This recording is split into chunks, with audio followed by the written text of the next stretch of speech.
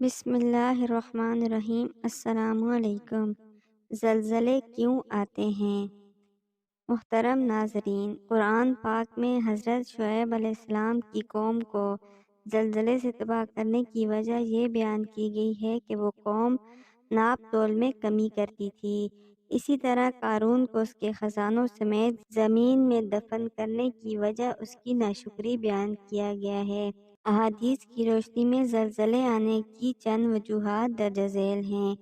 رسول اللہ صلی اللہ علیہ وآلہ وسلم نے فرمایا، جب مال غنیمت کو دولت، امانت کو مال غنیمت اور زکوٰۃ کو تاوان سمجھا جائے، دین کی تعلیم کسی دوسرے مقصد سے حاصل کی جائے، آدمی اپنی بیوی کی فرما برداری کرے اور اپنی ماں کی نافرمانی کرے، اپنے دوست کو قریب کرے اور اپنے باپ کو دور کرے گا، مساجد میں آوازیں بلند ہونے لگیں، فاسق و فاجر آدمی قبیلہ کا سردار بن جائے، گھٹیا اور رذیل آدمی قوم کا لیڈر بن جائے گا، شر کے خوف سے آدمی کی عزت کی جائے گی، گانے والی عورتیں اور باجے عام ہو جائیں گے، شراب پی جائے گی، اور اس امت کے آخر میں آنے والے اپنے سے پہلے والوں پر لعنت بھیجیں گے، تو اس وقت تم سرخ آندھی، زلزلہ، زمین دھسنے، صورت تبدیل ہونے، پتھر برسنے اور مسلسل ظاہر ہونے والی علامتوں کا انتظار کرو، جو اس پرانی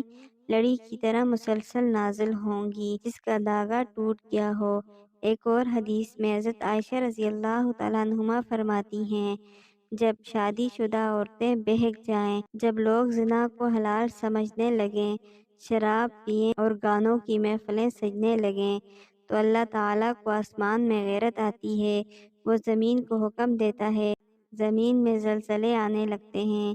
ایک اور حدیث میں آتا ہے، جب لوگ 5 قسم کی برائیاں کرنے لگتے ہیں تو ان کو 5 طرح کے مصائب میں مبتلا کیا جاتا ہے۔ جب سود عام ہوگا تو زلزلے اور زمین میں دھسنا عام ہو جائے گا۔ جب اہل اقتدار ظلم کرنے لگیں گے تو بارشیں بند ہو جائیں گی۔ جب زنا عام ہو جائے گا تو لوگ جلدی مریں گے۔ جب لوگ زکوٰۃ دینے سے رک جائیں تو مویشی مرنے لگیں گے، اور جب غیر مسلموں کے حقوق کی حفاظت نہ ہوگی تو وہ مسلمانوں پر غالب آ جائیں گے۔